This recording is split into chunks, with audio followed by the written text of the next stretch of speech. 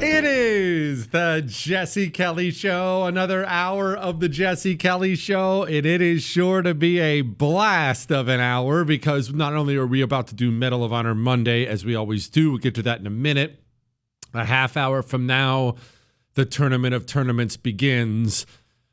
What is the crappiest country in the world? There are so many. Well, the only way to figure it out is to have a competition, and that competition starts tonight on the world-famous Jesse Kelly Show. Don't shake your head, Chris. Before we get to that, and we'll do some other stuff. We'll talk about J.B. Pritzker talking about subversives in our government. We'll get to some emails and things. But that's not for right now, is it? You know what right now is. It's the start of the second hour on Monday, and that means it's Medal of Honor Monday time. Every Monday at this time, we do the same thing. We honor a hero. We learn about his name, his hometown, his deeds, and we tell our children about them out of respect for what he did and to let them know that's who you want to be.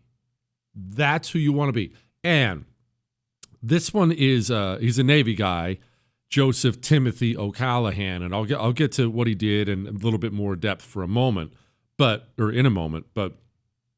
you've heard me complain several times on this show that our elites in this country, they don't actually go fight anymore with the risk of dying.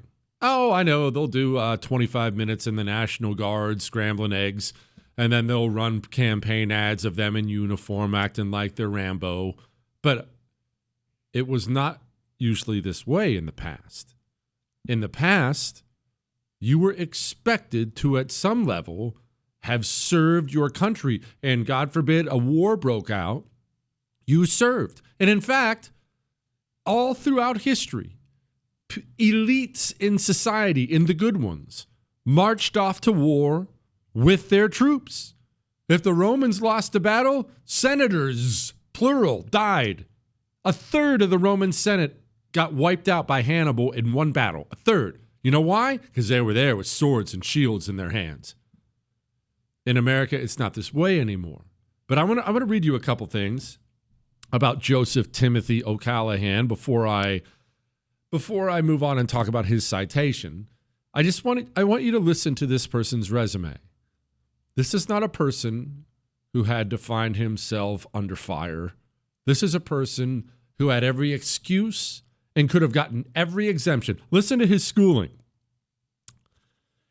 Received a Bachelor of Arts degree in 1926. He next attended Western Massachusetts Philosophical School and then Jesuit. He was a Jesuit seminary, both in Western Massachusetts, and received degrees of Master of Arts in 1929 and a Bachelor of Sacred Theology in 1935. He studied further at St. Robert's Seminary in Connecticut, Georgetown University, and specializing in mathematics and physics. He was a professor of mathematics, philosophy, and physics at Boston College, and then for a year was a professor of philosophy at the Jesuit Seminary. Okay, I'm not even going to continue on.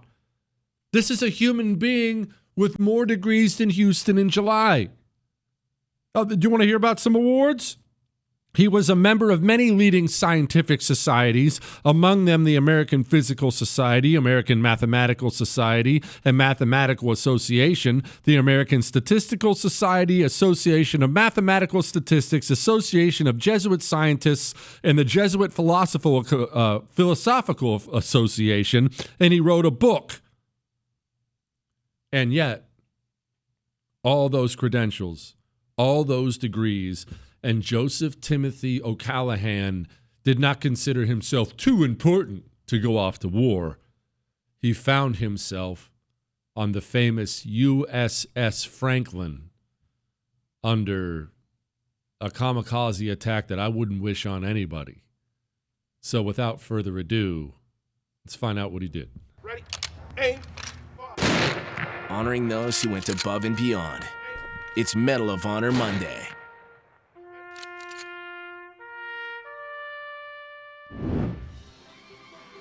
Born in Boston, Massachusetts, by the way.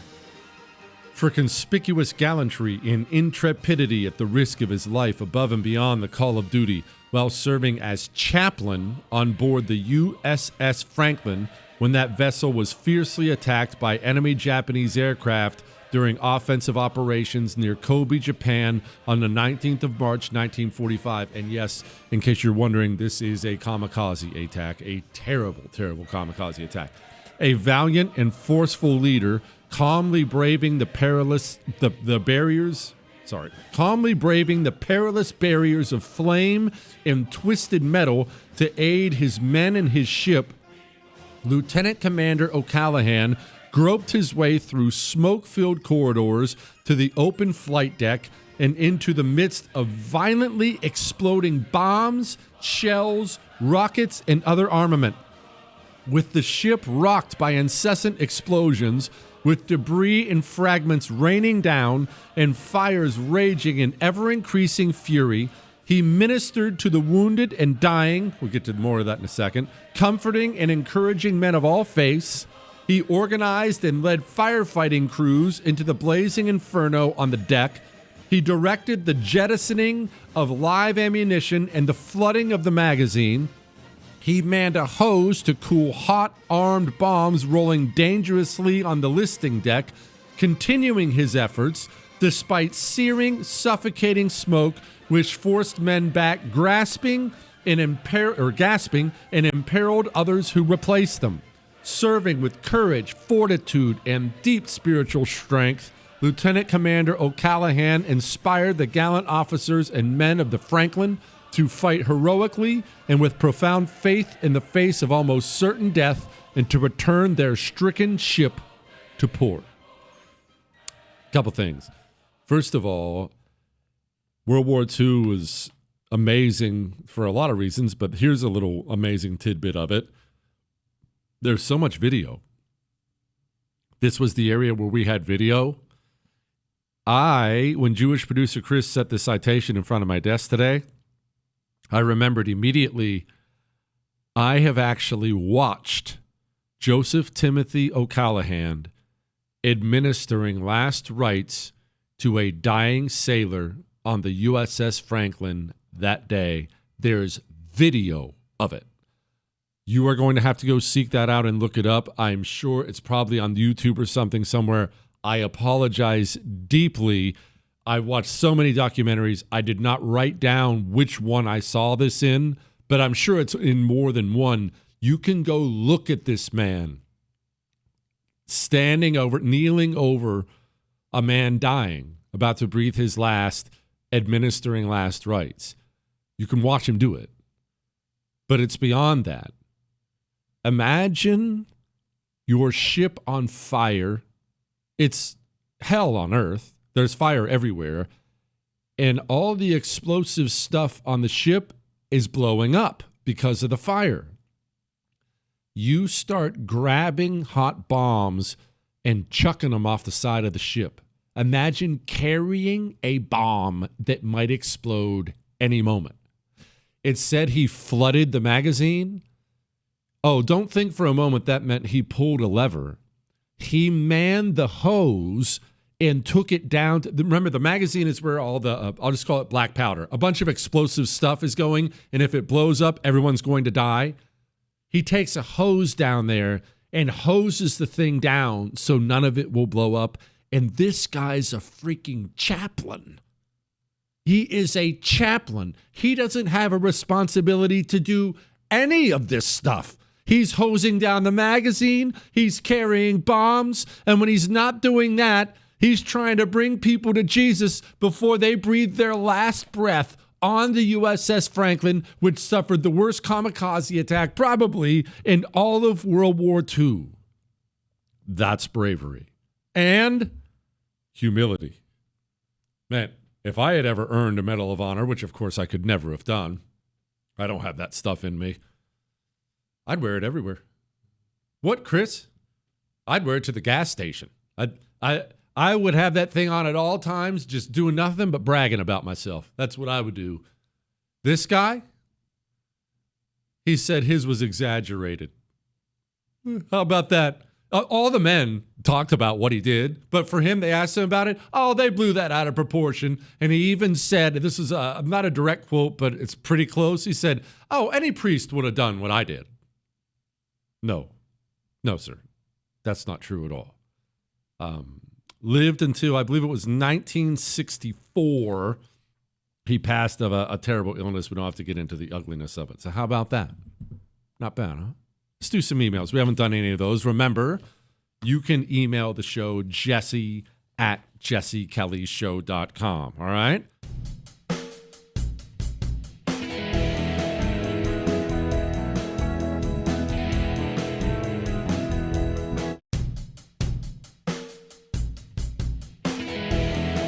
It is the Jesse Kelly Show on a wonderful, wonderful Monday. I'm so excited to be back at work, aren't you? Remember, if you don't shake your head, Chris, you should be happy to be here. If you miss any part of the show, download it. iHeart, Spotify, iTunes, and we are 10 minutes away from the crappiest country in the world tournament beginning. Gosh, I'm so unreasonably excited. Hey, Bronco. What did Alexander the Great's father use to scale impenetrable walls? It seems that those city-states had cracks that would open with the application of a little bit of gold.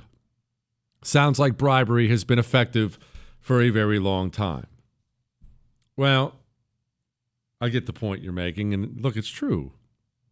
It's not like the Alexander the Great's father, Philip II, was the first, or the Mongols were always great at this.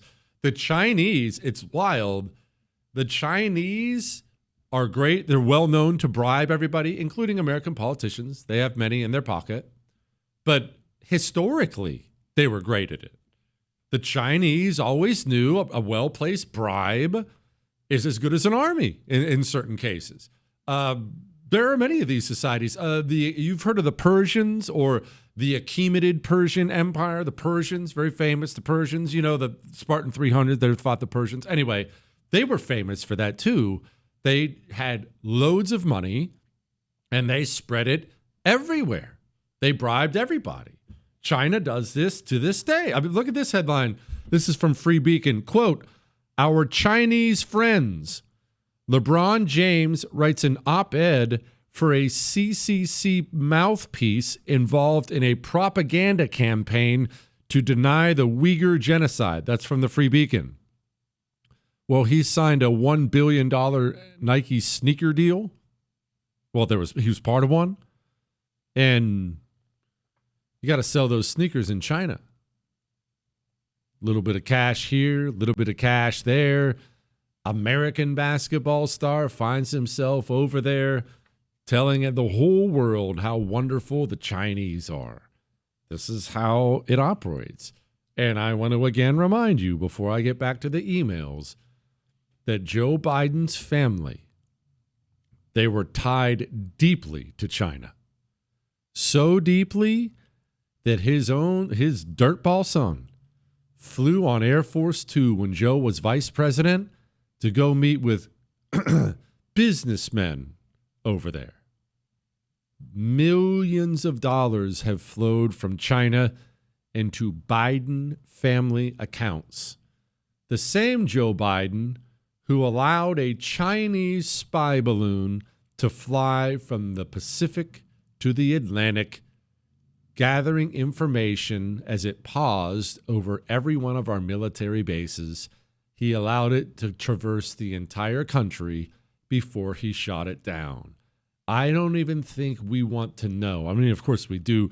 I don't think we want to know just how bought American politicians are. Bought and paid for. Terrible. Jesse, I want to ask you about moving to a red state. I'm only 17, but I live in the dark blue state of Colorado. It's getting bad. I would wait until I'm married, but if I do move, where should I go? My top 3 right now are North Carolina, Tennessee, and Virginia. I love the show. And what, Chris? He says his name is Caleb. All right, Caleb. I'm going to give you some advice. One, you can't go wrong with North Carolina, Tennessee, or West Virginia. I've spent a ton of time in all 3 of those states. I would move to any of those 3 in a heartbeat. Love them, love them, love them. But you're 17, saying you're going to wait until you're married. If I may make a suggestion, go to Tennessee if you don't have a girlfriend already, buddy. What, Chris? I'm helping the young buck out.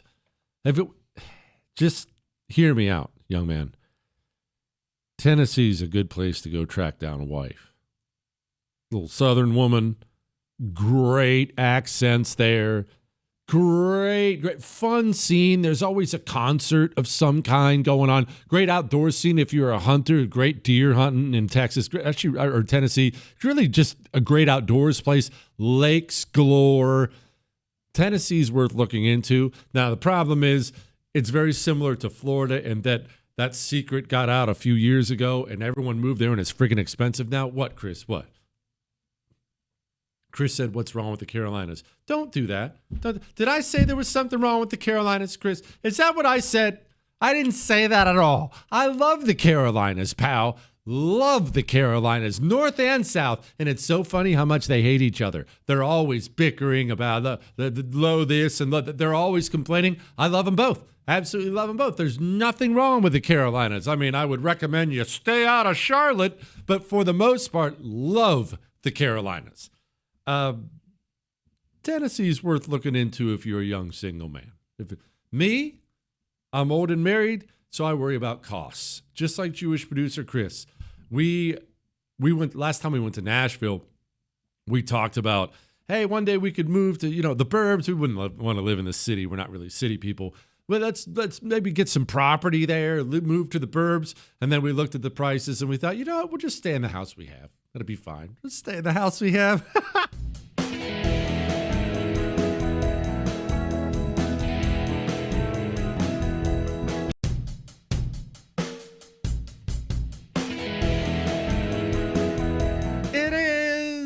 Jesse Kelly Show on an amazing Monday. What a Monday it has been. Medal of Honor Monday. We still have Clay Martin coming up next hour. He's going to teach us about fighting people in a house, or at least we're going to talk about urban warfare with him. It's going to be awesome. There's just so much stuff to get to on this show, but it's time. We've been talking about it for a week now. It's time for the tournament of tournaments to crown the champion of champions. Competition makes us all better, or in this case, possibly worse, because this is the 2025 Jesse Kelly Show crappiest country in the world tournament. Tournament? I'm not sure how. Look, you can say it both ways, Chris. In case you don't know, there are 16 teams. Everyone from Afghanistan to Haiti to Italy to, Somalia. The worst places on the planet.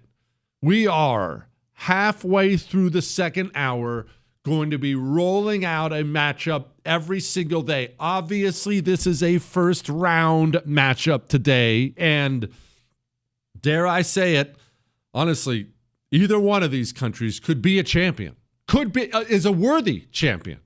But without further ado, let's meet the contenders. It's the 2025 crappiest country in the world competition. Tonight's matchup is between Yemen and Haiti. Brought to you by Curry Airlines. Traveling stinks, not with Curry.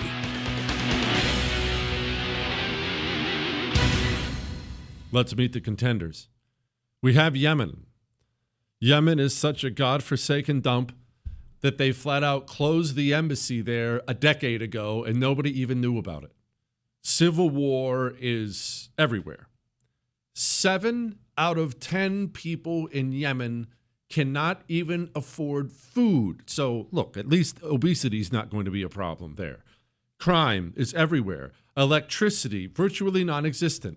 medical care is a disaster. If you find some place that has medical care, it's probably not a place you want to receive medical attention. And maybe the worst part of this, and by the way, maybe the worst part of this, because this country in the Human Development Index is 168th out of 177. But in my opinion, the worst part of Yemen is apparently there are landmines all over the place. Combine that with the fact that not only do people get kidnapped in Yemen, you can get kidnapped in Yemen and forced into marriages. Obviously, this applies to women, and you know exactly what that means. That's slavery. If you happen to go visit Yemen on a little vacation for spring break, you may find yourself wearing a burqa, living a life of hell. But hey, the good news is because of all the landmines, it's going to have to be a guy who's into amputees. Yemen is most definitely a contender on the list, but then we have Haiti. Haiti is a cursed land. Haiti was the site of some of the worst. I know a lot about slavery, historical slavery, not just the American slavery, the only one your American professor taught you about. The slavery throughout history, from the Roman salt mines to the slavery that wasn't that bad. You know, you were the math tutor in the home. I know a lot about slavery and different forms of it. The slavery in Haiti sounds like some of the worst I've ever heard in my entire life, the slaves they had there, because they were processing sugar cane and it was abusive and it was terrible. And honestly, I don't think Haiti today is better than it was back when they had slaves. That's what a disaster this country is. From AIDS to, get this is from the U.S. State Department's website. You want to know how prevalent kidnapping is? By the way, they'll just follow you right from the airport and kidnap you. This happens so often that they have instructions on getting to the nearest police station when you notice somebody following you from the Port-au-Prince airport. Also, on the U.S. State Department's advice section for if you're traveling to Haiti, I kid you not, there is advice on how you need to choose a family member with whom the kidnappers can negotiate your ransom price. So the bad news is you might be murdered, raped, eaten, and chopped up with a machete in Haiti if you visit there. But the good news is that sister you hate, you can force her to cough up some ransom money and cost her a fortune. So, who's going to win? It's the 2025 crappiest country in the world competition. Tonight's matchup is between Yemen and Haiti. Brought to you by Curry Airlines. Traveling stinks, not with Curry.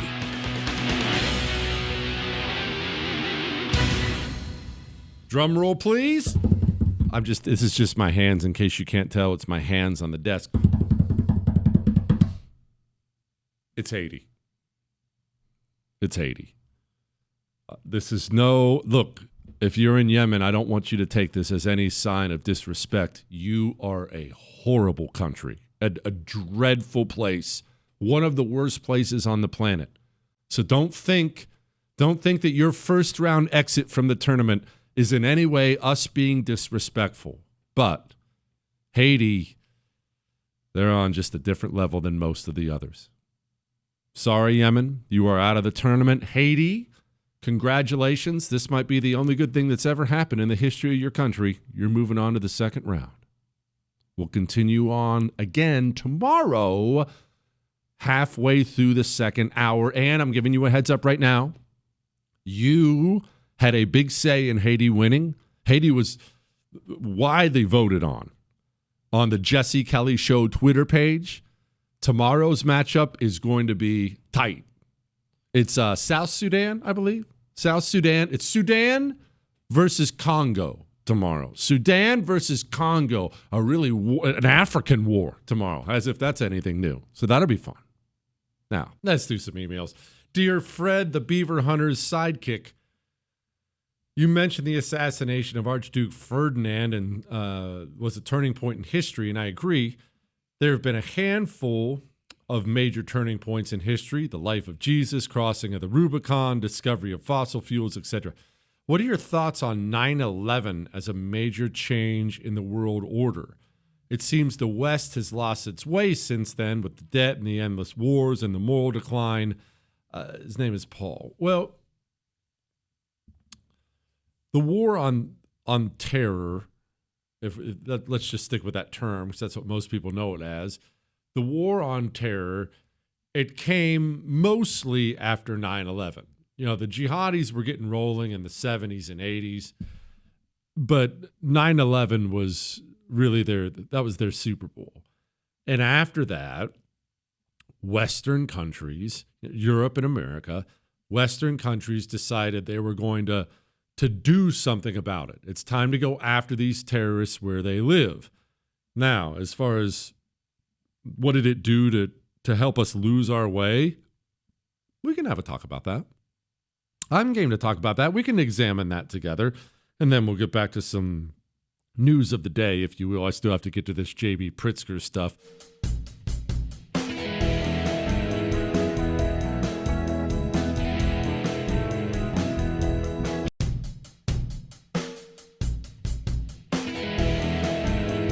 It is the Jesse Kelly Show on a wonderful, fantastic Monday. Remember, you can email the show, jesse@jessekellyshow.com. So, a guy asked a question. It's an interesting one. We'll get to J.B. Pritzker here in a moment, and Putin and Xi and Mamdani and other things. But the guy said, what are your thoughts on 9/11 as a major change in the world order?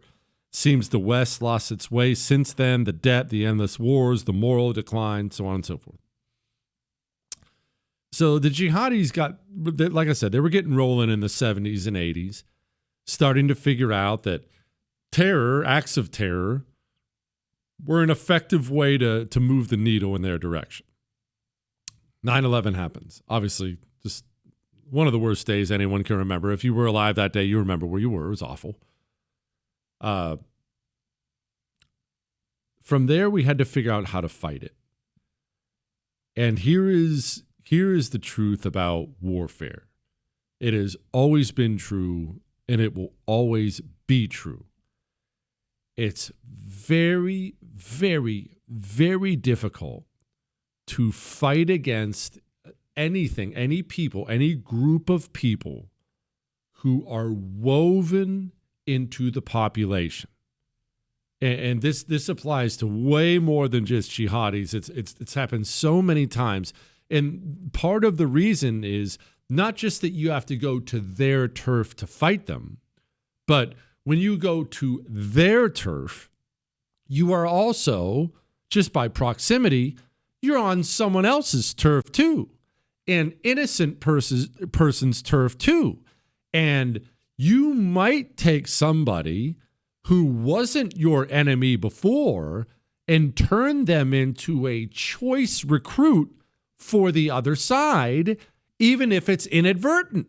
All armies run into this problem, and the Western powers, make it about us, have run into this over and over again. I'll give you an example right away. The first one that popped into my mind, a potential example, I should say. Remember, we talked about it a lot after the Abbey Gate thing, where we drone strike 10 innocent people and 6 of them were children. Now, let me ask you. Let's say you're a 17-year-old male in Afghanistan. You are not a jihadi. You are not. You're not part of Al-Qaeda. You're not part of ISIS. You're not. But you are a 17-year-old male. You have a 6-year-old little girl who is your sister who you love. You get a phone call one day that something terrible has happened. You have to drive down to the house. Only when you get there, there's no more house. It's all rubble. And you have to sift through the rubble. And you have to carry the dead body of your 6-year-old sister out. And you find out not only did the Americans do it, they're not even sorry about it. How does it strike you that no one is held accountable? Because I know how it strikes a lot of people around the world that you can get away with murder and nobody's punished for it. I do understand that. We appreciate that not everybody's going to support this decision. What I can tell you is we looked at this thing very, very comprehensively. And again, we acknowledge that there were procedural breakdowns. Processes were not executed the way they should have been. But it doesn't necessarily indicate that that an individual or individuals have to be held to account for that. But look, is there discipline inside the Pentagon at all? I mean, maybe there are no charges brought up, but is anyone demoted or disciplined for what happened that day? What we are going to do, there's not going to be individual discipline as a result of this, Willie. But what we are going to do is learn from this, and we're going to enact and improve our procedures and our processes to try to make sure this doesn't happen again. You're that 17-year-old kid, young, full of testosterone. That little girl was your sister. You hear that on the news. What are you feeling in that moment? I am not 17. I am 44. And I'm telling you right now, if anybody ever harmed a member of my family, I would kill them. I would not want them arrested. I would find a way to kill them. I would. And I have no problem with it at all. Nothing at all. I would do it. Imagine that 17-year-old, he gets a knock on the door after that, and it's Al-Qaeda. Hey, I got a suicide vest here. You want to go blow up 50 Americans? It's 50 Americans right down there. Remember, you want to look at a picture of your sister? Remember your sister? I got 50 Americans right up the road.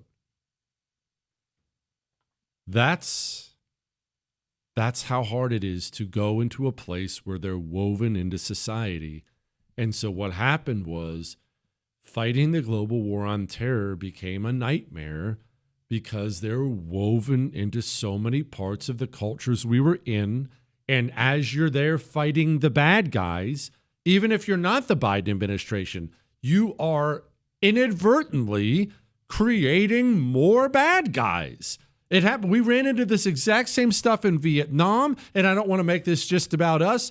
Every army who has tried to invade and tried to occupy and defeat a surgically selected portion of the population, almost every army in history has failed at that because it's hard to separate the good from the bad. And when you're trying to separate the good from the bad, you're inevitably killing the wrong people or this or that, and you're creating more of the bad. It's just really, really difficult to pull off.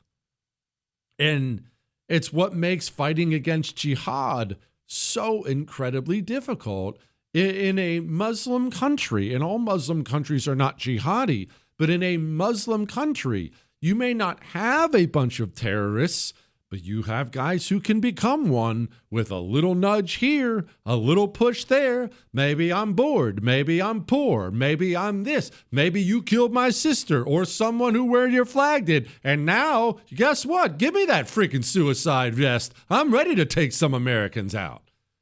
And it ended up being a multi-trillion-dollar with more blood, and it ended up being a disaster. Yeah, you could argue it was a big turning point. Let's talk about J.B. Pritzker and Xi Jinping next.